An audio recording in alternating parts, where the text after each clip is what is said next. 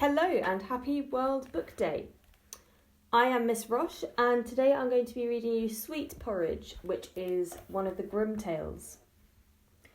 In a small village on the edge of a forest, a little girl lived with her mother. She was a very good little girl, generous to her friends, kind to animals and helpful to old people. She was also very poor and often went hungry to bed. One cold winter's day, when she was in the forest gathering wood for the fire, she met an old woman bent on the same task. "Ah, what it is to be young," said the old woman. "Your bundle of sticks is far bigger than mine, though I have been gathering all day. But my poor old hands are stiff and my back does not bend easily. Give me some of your wood, little girl, and you will not regret it." "You can have it all if you like," said the little girl. "I can soon find some more." "You are very kind," said the old woman, "but I fear I could not carry so large a bundle." "Then I will carry it home for you," said the little girl, for when she set out to help someone, she was not easily put off. So the good little girl took the bundle of sticks home for the old woman, and it was well that she did. For the old woman was, in truth, a witch, and might have turned her into a toad if she had refused to part with them. As they went, the little girl told the witch all about herself and her mother, and how very poor they were. When they reached the witch's house, and the bundle of sticks was safely stored, the old woman brought out a little iron pot. "This is a magic porridge pot," she told the little girl, "and it will never fail you. Whenever you are hungry, you have only to say, 'Cook, little pot,' and it will make the sweet porridge for you. When you have had enough, you must say, 'Stop, little pot,' and it will stop. But remember, it will work only for you because of your kindness, and no one else may use it." The little girl thanked the old woman and hurried home to show the pot to her mother.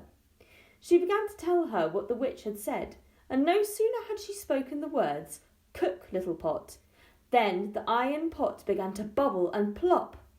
When they peeped inside, it was full of sweet, creamy porridge. Then their lives became pleasant, for, though they were still poor, they were never hungry, for they could always be certain of a hot meal at any time of the day. Now, the little girl told her mother that the pot would not work for anyone else. But one day, when the little girl had gone to gather wood again, the mother grew hungry. "It can do no harm to try," she thought, and making her voice as like her daughter's as she could, she said, "Cook, little pot." And the little pot was fooled by her piping voice and began to cook. The mother was delighted. She filled her bowl from the pot again and again, and, if truth must be told, made quite a pig of herself. At last, when she could eat no more, she said, "Stop, little pot."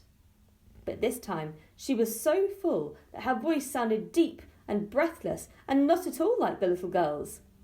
The little pot went on cooking.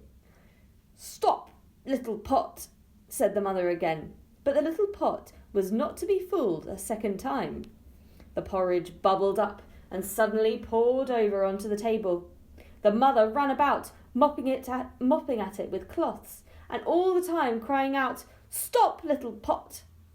Sometimes she said it in a high voice, and sometimes in a low voice, sometimes in a gruff voice, and sometimes in a squeaky voice, but she never sounded in the least like the little girl. Soon the porridge was running over the edge of the table, and the mother tried to catch it in a bucket. Then it overflowed the bucket and began to spread across the floor. "Oh, whatever shall I do?" she cried. "Why did I not heed my daughter's warning?" The great tide of porridge drove her out through the door and began to spread across the garden. The mother ran to warn her neighbours. "Foolish woman," said the other wives, when they saw the mess and learned how it had come about. "You should have done as your good daughter told you." They fetched their brooms and tried to sweep the porridge back as it crept into their gardens, but it only clogged up the bristles and kept on coming. As it crept up the paths to their doors, the neighbours were driven back into their houses.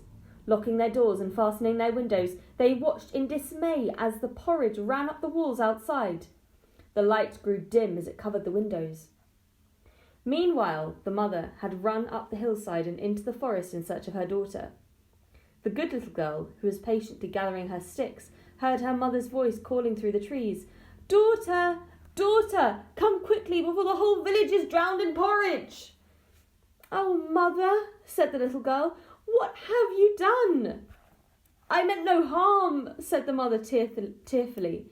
"I was hungry and the little pot was so tempting.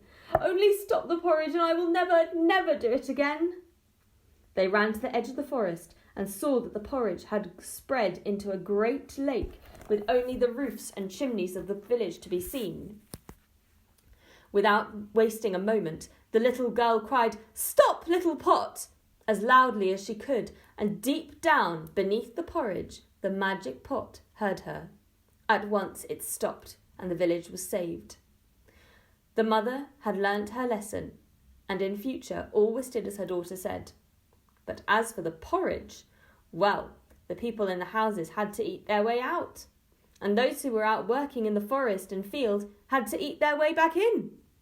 And it was a long time before any of them could face a porridge pot again. The end.